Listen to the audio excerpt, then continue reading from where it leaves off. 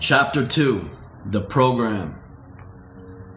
When high school started, me and the other kids who hadn't fit into the regular curriculum were thrown into something called The Program.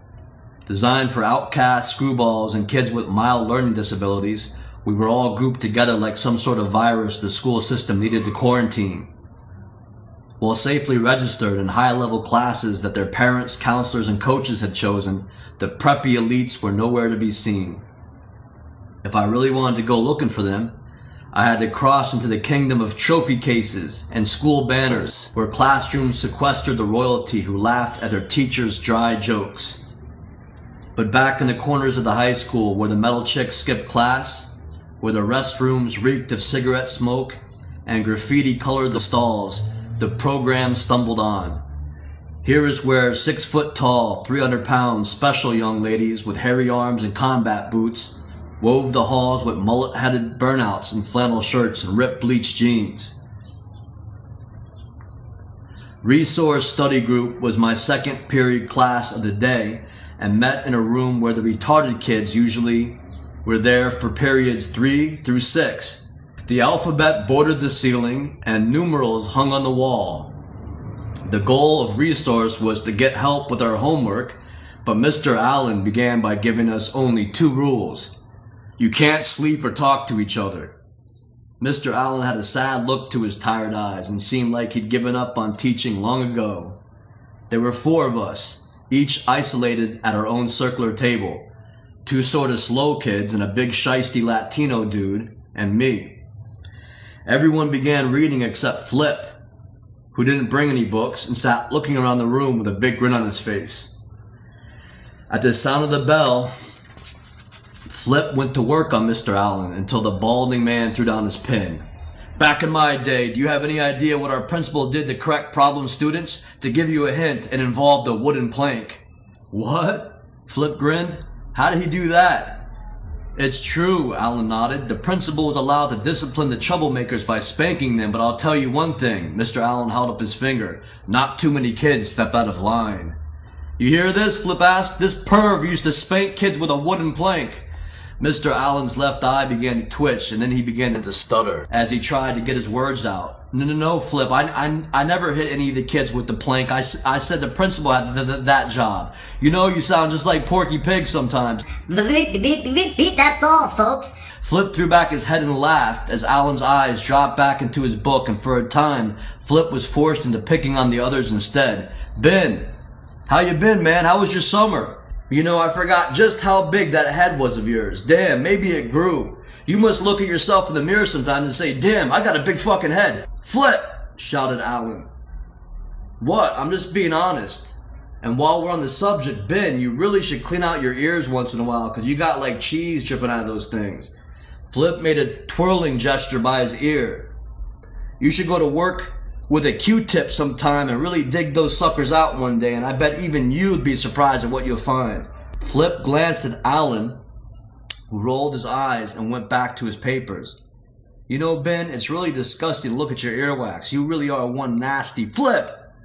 Mr. Allen raised his voice. What? Flip asked, raising both of his palms innocently. I'm only trying to help the kid with his hygiene. You must admit that's very important. I couldn't help smiling, which Mr. Allen zoned right in on. If you think that's funny, you go and visit Flip in about 10 years from now. Then you'll see something really funny. Yeah, okay, Allen, Flip smiled crookedly. And while we're on the subject of jokes, if you really want to get a good laugh, you could ask Allen about all the spacemen he knows. Isn't that right, Allen? What? I asked, smiling, as Allen's right eye started to shudder, 100 blinks a minute. Oh, I didn't tell you. Flip slapped his thigh and slid back his plastic chair. Mr. Allen is famous. My older brother told me all about him. Allen is always calling the newspapers, telling them how he sees space aliens driving UFOs around his house, beaming him up to the mothership and taking him for spins around the solar system. Isn't that right, Allen? Mr. Allen, he corrected. Yeah, Professor Allen over there is always in the National Enquirer talking about moonmen landing and making first contact. Then the school got an anonymous tip from somebody, and they called him down to the office to find out, if he had all his shit together. You want to know something else, Allen? Enough, Flip. You want to get kicked out of here the first week of school? No, really, all jokes aside, I'm being 100% completely serious right now. Okay, Mr. Allen? I need to tell you something really important. Now, this is a true story. I was in the mall the other day, sitting in the food court, getting something to eat, and you know how they have that glass ceiling? Flip began. Yeah, said Allen. Well, I just happened to look up, and I saw this huge floating spaceship, and written on the side of it, in huge letters, was Allen Incorporated. Flip, I'm giving you this one last chance to shut your mouth. Hey, Ben, did you go yet? Flip turns attention toward Ben. Psst, Kelly. Yo, Kelly, peep this. Did you know that Ben got caught jerking off in the middle of history class? So they dumped him in the mastery program and gave him a permanent pass to the nurse's office to, take care of his business in private if he ever gets the urge to smack his unit around a bit. Flip, this is your last warning. Allen glared and Flip nodded his head and straightened up, waiting for Allen to get caught up in his book again before leaning forward. Hey, Ben, Flip gleamed, turning so red it looked like he was about to sprout horns. Ben, you go down there yet? You use your pass to the nurse? Not another word, Flip. Allen looked up from his papers, but Flip ignored him. How many times have you skipped on down there today, bro? Flip, one more word and you're out of here, Allen shouted, his voice echoing into the hall. Hey, Ben, does the nurse ever join in the fun and give you a hand when you go down there? At least tickle your balls or something? Then Flip stuck out his tongue and acted like he was jerking off with both hands. Flip, get the hell out of here. Allen stood up, knocking his chair over with a loud crash as Flip ran out into the hall. Mr. Allen started to chase him down but changed his mind and moped back in. Period 3, Science. I strolled in and saw 4 skaters glaring at me with laser beam eyes, wearing t-shirts advertising independent trucks, element boards, sludge wheels, project bearings. They hunched together in the back of the room as our science teacher scrawled his name, Mr. Ryan, in capital letters on the chalkboard, and then turned around staring through Coke bottle glasses, eyeballs ping-ponging at us. He was bald with a thick salt and pepper beard, yellowed around his lips, with his front row of teeth jutting forward as though they were being squeezed out of his mouth. Oh, no you don't, he waved his short arms in the air. You guys in the back of the room, I want all of you split up and sitting up here at the front. You there, you over here, and you, up front in these 2 desks.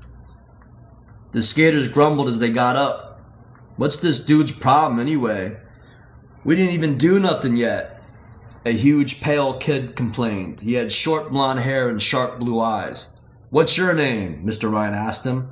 Jonah. Jonah, I want you sitting right there behind him. Mr. Ryan pointed at me. Jonah dropped into the desk behind me, knocking my chair. Who's the new kid? Jonah shoved me again. Turn around, bitch. Mr. Ryan grimaced.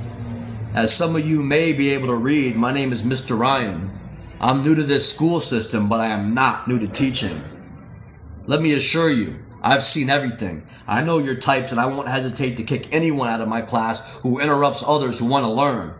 We want to learn, a kid with bleach spikes announced. Shut up, Ezra, said Jonah. What? I'm totally serious. Mr. Ryan twisted his lips. Yeah, we'll see.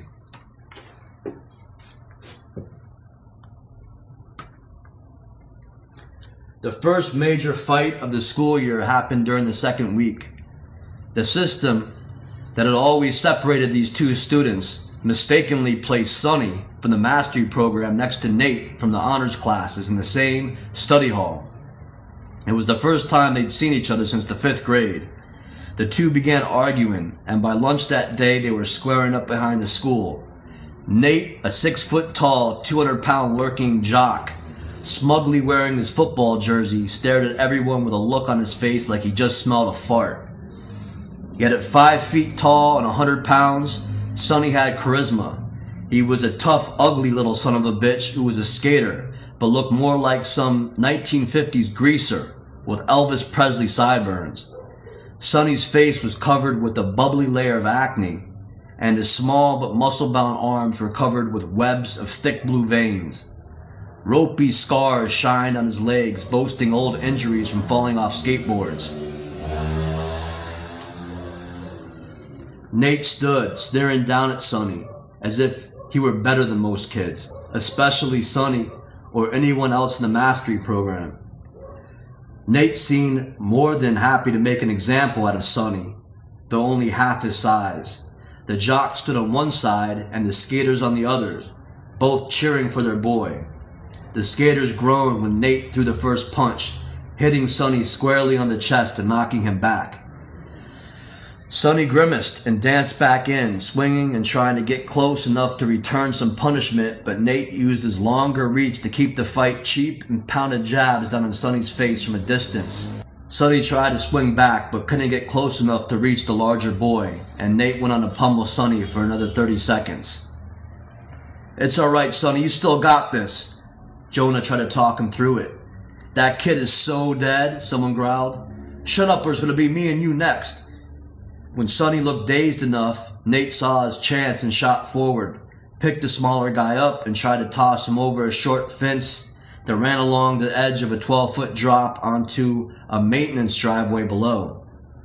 With his body hanging halfway over the fence, Sonny hooked a leg on each side and squeezed them together to keep himself from being shoved over the embankment. Nate gritted his teeth and pushed upward, straining to end the fight by dropping the kid onto the cement below. But Sonny wasn't about to let go. Nate glared up and then took a step forward, trying to wedge his body completely under Sonny, but as he changed his footing, he slipped, falling to one knee. That was all Sonny needed. He pushed his body straight up and hopped to the ground like a gymnast. Quickly, Sonny fought his way onto the inside, moving his arms like two lightning-fast cobras on the strike. When he got close enough, he began to hop. 1-2, 1-2, 1-2. Sonny threw lefts and rights and landed 60 punches in 30 seconds. Nate was stunned. He thrashed about like a stupefied Frankenstein, no longer protecting himself, but throwing punches in slow motion, compared to his tiny opponent. The skaters went crazy as the jocks faded back. Sonny went every time he threw a flurry of punches. That was all we could hear besides the dull slaps to Nate's face, which was beginning to puff up with red welts. Eventually knocked senseless, he held his arms down by his side as Sonny pounced up and down, hissing and punching the bigger guy's head like it was a speed bag. The preps who gathered for the show began to yell at Nate. "Come on, Nate, you lazy fuck, get back in there. Don't go out like that," shouted his jock buddies. Nate was making them look bad. They booed while the skaters cheered, but then a stoned-out cretin ran over and stood between them. The hippie pointed at Nate. "Are you done?" Nate nodded his head and Sonny raised his fist triumphantly as our cheers rang out. But the majority of the school didn't like seeing a jock in a football jersey getting his ass kicked by a skater. "How did that happen? You're 10 times the size of him," the jocks complained, and turned their backs to him when Nate slumped over speechless. Meanwhile, the skaters grabbed Sonny and congratulated him while Jonah tried to pick him up. "We thought you were in trouble for a minute there," Jonah smiled. "I thought I was going to have to jump in." "Yeah, I was wondering when you're going to stop fucking around and kick his ass for real," said Ezra. "Watch this." Sonny walked over to Nate and admired the damage he'd caused. Nate's lips puffed out and his left eye was half closed. "Now you watch what you say about me or whatever class I'm in."